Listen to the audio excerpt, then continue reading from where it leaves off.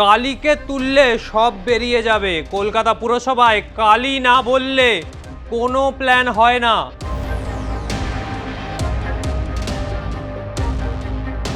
R Kali appointed by Camac Street. আর এই কালী বাইপাসের ধারে তৃণমূলের পার্টি অফিস বানাচ্ছে 200 কোটি টাকা দিয়ে।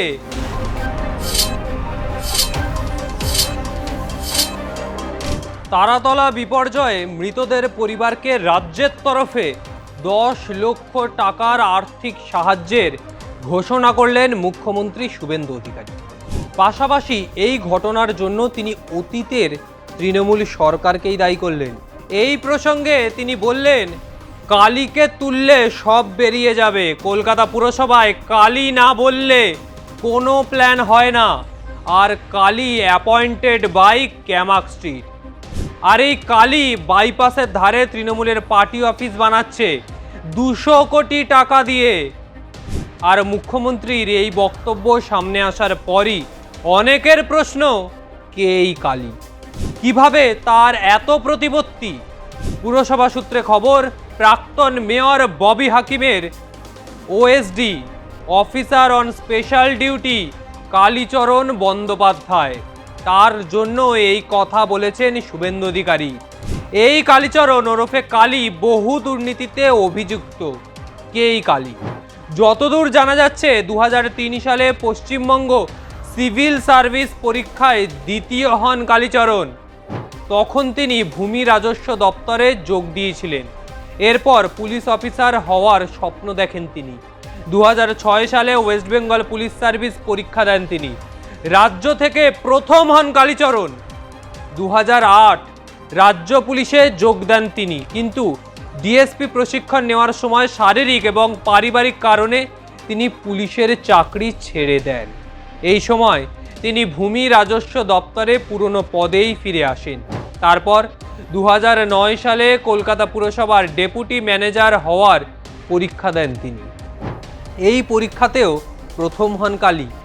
এরপর কলকাতা পুরসভার 9 নম্বর ব্যুরো অফিসের সোশ্যাল সেক্টর বিভাগে যোগ দেন তিনি। ওই সময় সেই ব্যুরোর চেয়ারম্যান ছিলেন তৃণমূল নেতা ফিরহাদ হাকিম। আর সেই সময় ফিরহাদ হাকিমের কাছের মানুষ হয়ে ওঠেন এই কালী। তার প্রভাব বাড়তে থাকে। এরপর 2018 সাল কলকাতার মেয়র হন ফিরহাদ হাকিম। সেই সময় ফিরহাদ হাকিমের ওএসডি পদে নিয়ে আসেন এই কালীকে। আর সেই কালীর দিকেই এবার আঙুল তুলে দিলেন খোদ মুখ্যমন্ত্রী শুভেন্দু অধিকারী। তিনি সরাসরি মন্তব্য করলেন, কালীকে ছাড়া কোনো প্ল্যান পাস হয় না কলকাতায়। অনেকেরই অভিযোগ, মেয়র থাকার সময় কালীচরণ বন্দ্যোপাধ্যায়ের চোখ দিয়েই সবটা দেখতেন তিনি। কলকাতা পুরসভায় শেষ কথা হয়ে উঠেছিলেন এই কালীচরণ। টাকা নিয়ে ট্রান্সফার করিয়ে দেওয়া, পোস্টিং দেওয়া, বিল্ডিং বিভাগের কাজ করা সহ একাধিক অভিযোগ এই কালীর বিরুদ্ধে। ফলে কালীর প্রতিপত্তি যে কোন পর্যায়ে চলে গেছিল সেটা বোঝা যাচ্ছে। ছাত্র হিসাবে অত্যন্ত দক্ষ, অত্যন্ত সফল এই কালী। প্রথম হওয়া চারটিখানি ব্যাপার নয়। কালী পড়াশোনায় ভালো ছিল, তার মাথা ভালো। আর সেই মাথা কোথা দিয়ে বিপথে চালিত হলো সেটাই এখন চিন্তায় ফেলছে শুভেন্দু অধিকারীকে। কালী অ্যাপয়েন্টেড বাই ক্যামাক স্ট্রিট, অর্থাৎ অভিষেক বন্দ্যোপাধ্যায়ের ঘনিষ্ঠ এই কালীচরণ। কালীচরণকে কলকাতা পুরসভায় টাকা তোলার কাজে ব্যবহার করেছে অভিষেক বন্দ্যোপাধ্যায়।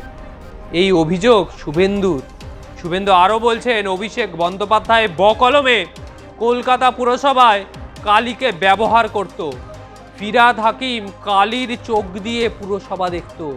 নিজে মাঠে ময়দানে নেমে দেখার থেকে কালী যা বলতো ফিরহাদ হাকিম তাই শুনতো। আর এই কালীর কথায় গোটা কলকাতা পুরসভার কার্যত অঘোষিত মেয়র হয়ে গেছিল এই কালীচরণ।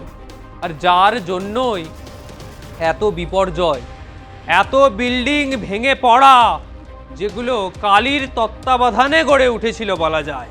কারণ ফিরহাদ হাকিম তো কালীর চোখেই পুরসভা দেখত। কালীর চোখ দিয়েই তিনি দেখতেন। কালী যা বলতো তাই হতো। কেন না, কালীকে অ্যাপয়েন্ট করেছে অভিষেক ব্যানার্জি। অভিষেক ব্যানার্জি কালীচরণকে ফিরহাদ হাকিমের পাশে রেখেছে, আর যে কারণে কালী যা বলবে ফিরহাদ হাকিমকে তাই শুনতে হবে।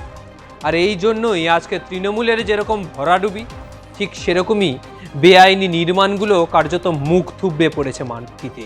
কিন্তু যাদের ক্ষতি হচ্ছে তারা সাধারণ মানুষ। ক্ষতিগ্রস্ত আজকে সাধারণ মানুষরা, তারা আজকে কোথায় যাবে? যে নির্মাণের পিছনে এত মানুষ লেগে রয়েছে, যে কারখানায় এত মানুষ কাজ করছে, যদি সঠিক পুরসভার নিয়ম মেনে সেই কারখানা গড়ে উঠত, তাহলে কি আজ এই দিন দেখতে হতো? তাহলে কি আজ এই দিনের সম্মুখীন হতে হতো এত অসহায় মানুষকে? এখন সেটাই প্রশ্নচিহ্নের সামনে আনছে। গোটা রাজ্য জুড়ে এরকম বহু বেআইনি নির্মাণ এখনো মাথা উঁচিয়ে দাঁড়িয়ে আছে। সেগুলোর কি হবে? সেই বেআইনি নির্মাণগুলো কি আদৌ এইভাবে মুখ থুবড়ে পড়বে, নাকি তার আগেই শুভেন্দু অধিকারীর নেতৃত্বে কলকাতা পুরসভা আধিকারিকরা তারা চিহ্নিত করে আগে থেকেই বন্ধ করে দেবে এই ধরনের বেআইনি নির্মাণ, যেগুলো দিনের পর দিন জলা জমি ভরাট করে মাথা উঁচিয়ে তৈরি করা হয়েছিল, যে নির্মাণের জন্য এত সাধারণ মানুষ আজ তাদের প্রাণ যাচ্ছে। এখনো পর্যন্ত 22 জনকে উদ্ধার করা হয়েছে, 30 জন এখনো চাপা পড়ে ওই ধ্বংসস্তূপের নিচে। প্রায় 50 জনের বেশি মানুষের প্রাণের বিনিময়ে এই ঘুষ খেয়ে আজকে এই বিল্ডিং তৈরি। এর ক্ষতিপূরণ কে দেবে?